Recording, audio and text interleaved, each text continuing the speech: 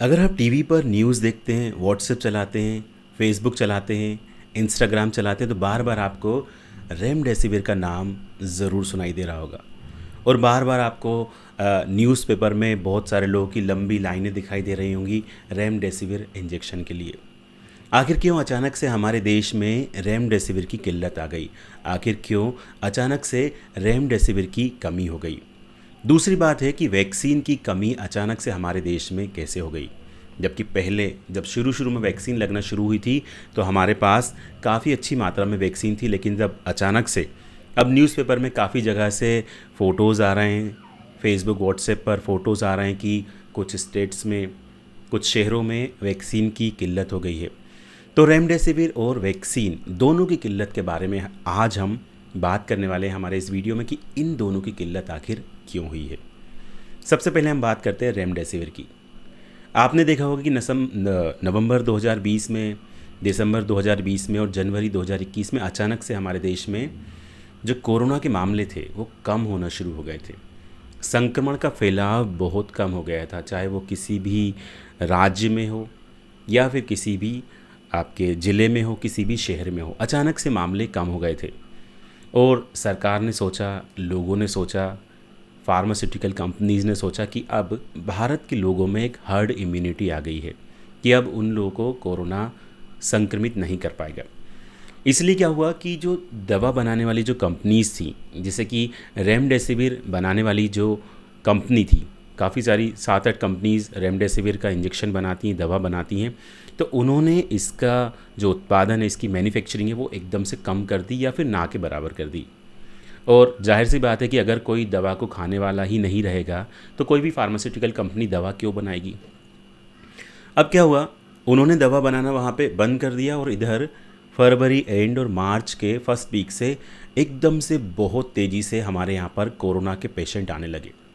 और अप्रैल में, अगर आज की कंडीशन में मैं ये वीडियो बना रहा हूँ तो बहुत ही भयावह कंडीशन है इस टाइम। बहुत तेज़ी से कोरोना का संक्रमण फैल रहा है। शमशान घाट पर जगह नहीं मिल रही है, वेटिंग में है कि जो लोग कोरोना के वजह से मर चुके हैं उनको जलाने के लिए भी जगह नहीं मिल रही है। हॉस्पिटल्स में बेड नहीं मिल रहे हैं, ऑक्सीजन नहीं मिल रही है। इतनी खतरनाक कंडीशन भारत में इस टाइम हो चुकी है। और जब भी किसी को कोरोना होता है तो सबसे पहले डॉक्टर उसको लिख के देते हैं, आपको रेमडेसिविर लाना पड़ेगा। और फिर मरीज के जो अटेंडेंट होते हैं, उनके सहायक होते हैं, उनके भाई, दोस्त, उनके पिता, बेटे, वो लाइन में लग जाते हैं, उनको कहीं भी रेमडेसिविर नहीं मिलती है। तो सबसे पहला कारण तो यही है रेमडेसिविर की किल्लत का कि फार्मास्यूटिकल कंपनीज़ ने रेमडेसिविर बनाना बिल्कुल बंद कर दिया था। और जब कोरोना की दूसरी लहर आई तो एकदम से इन सब चीज़ों की शॉर्टेज हो गई।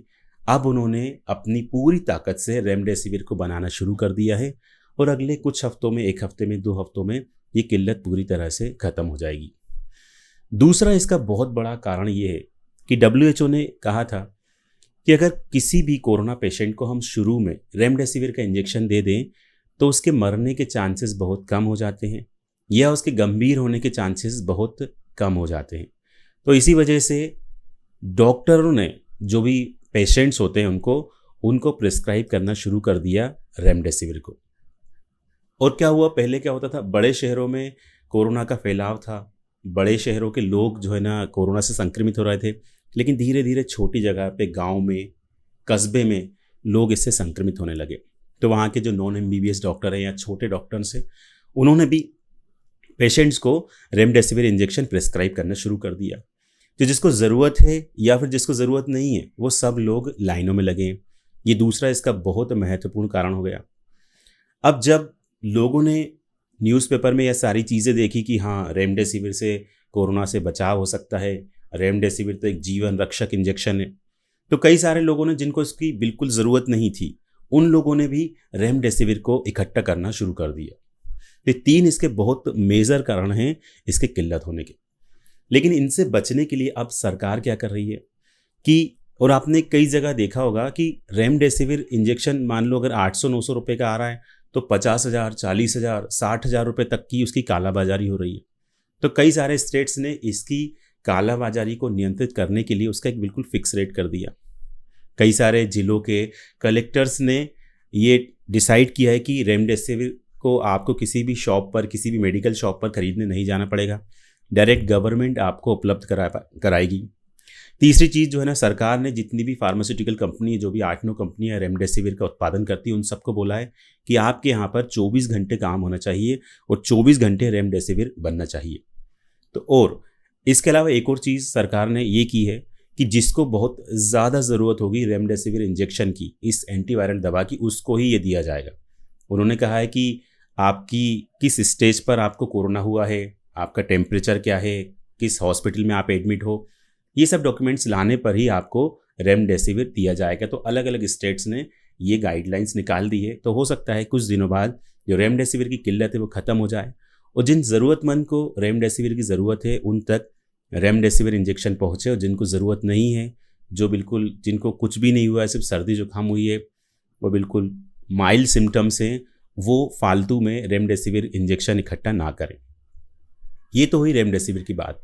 अब हम बात करते हैं वैक्सीन की, कि आखिर क्यों कई जगह से वैक्सीन की ये न्यूज़ आ रही है कि वैक्सीन कम पड़ रही है। हमारे यहाँ पर वैक्सीन का एक ही दिन का स्टॉक बचा है। तो थोड़ा सा हम पीछे चलते हैं और हम बताते हैं आपको दिसंबर जनवरी की क्या हुआ था भारत में। जनवरी 2021 में जब से वैक्सीन लगना शुरू हुई, तो हमारी गवर्नमेंट ने, भारत सरकार ने कुछ दूसरे देशों को भी वैक्सीन दी। वैक्सीन डिप्लोमेसी होती है कि बड़े देश छोटे देश की मदद करते हैं और वहाँ पर उनको वैक्सीन भेजते हैं। और उस टाइम कई सारे लोगों ने ये सवाल उठाए थे कि अभी हमारे देश को तो सब लोगों को वैक्सीन नहीं लगी है, फिर हमारे देश की सरकार उन लोगों को वैक्सीन क्यों दे रही है। जैसे अमेरिका ने कहा कि जब तक हमारे देश के सारे नागरिकों को वैक्सीन नहीं लग जाती तब तक हम किसी दूसरे देश को वैक्सीन नहीं देंगे। लेकिन भारत ने जस्ट इसके उलट किया। भारत ने पहले 65 साल से ऊपर वाले लोगों को वैक्सीन लगाना शुरू की और दूसरे देशों को भी वैक्सीन भेजना शुरू की। और उसके पीछे भारत सरकार का तर्क ये था कि अब हमारे देश में कोरोना के बहुत कम मामले आ रहे हैं, तो हम दूसरे देशों की मदद कर सकते हैं। तो वैक्सीन की किल्लत का एक ये भी था। दूसरी बात यह है कि अभी हमारे देश में कोवैक्सीन और कोविशील्ड नाम की सिर्फ 2 ही वैक्सीन हैं जो कि सारे लोगों को लग रही हैं। 24 लाख डोज एक दिन में इनका उत्पादन होता है, एक दिन में। और अगर अभी हम बात करें आज की कंडीशन में, तो करीब 34 से 35 लाख लोगों को रोजाना ये दोनों वैक्सीन लग रही हैं।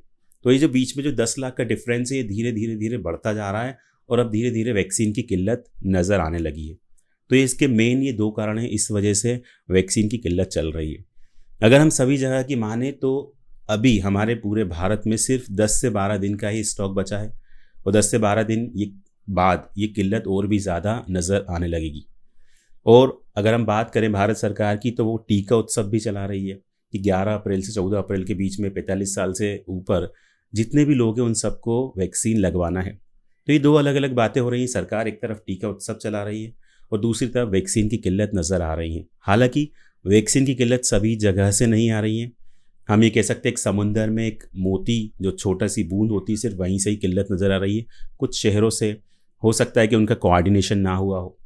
और अब तो हम सब के लिए एक बहुत ही अच्छी खुशखबरी ये है कि जो रूसी वैक्सीन है स्पुतनिक वी, उसका भारत सरकार ने उसको अनुमति दे दी है और कुछ ही दिनों बाद वो सारे लोगों को, भारत के सारे लोगों को स्पुतनिक वी भी वैक्सीन भी लगने लगेगी। जब कुल मिलाकर 3 वैक्सीन हमारे पास हो जाएंगी, कोवैक्सीन, कोविशील्ड और स्पुतनिक वी। और अगर हम बात करें एफिशिएंसी के मामले में, तो जो आपका स्पुतनिक वी है उसकी 92% एफिकेसी है, मतलब वो सबसे ज़्यादा असरकारक है इन तीनों वैक्सीन में। तो ये तीनों वैक्सीन मिलकर हमारा जो कोटा है भारत के लोगों का, वो शायद पूरा हो जाए। और कुछ दिनों बाद अभी 30 साल से ऊपर वालों को या 18 साल से ऊपर वालों को भी वैक्सीन लगना शुरू हो जाएगी। तो ये आज के 2 बहुत बड़े मुद्दे थे, रेमडेसिविर का और वैक्सीन के बारे में। उम्मीद करता हूँ कि आपको पूरी जानकारी अंदर तक की मिल चुकी होगी कि आखिर इनकी किल्लत क्यों हो रही है और सरकार इन सब से बचने के लिए क्या कर रही है। उम्मीद करते हैं हमारा वीडियो आपको पसंद आया होगा। वीडियो अच्छा लगा हो तो अपने दोस्तों के साथ फेसबुक और व्हाट्सएप पर ज़रूर शेयर करें। इस तरह के और भी वीडियोस पाने के लिए V4 विनोवेटिव को ज़रूर सब्सक्राइब करें। Thank you.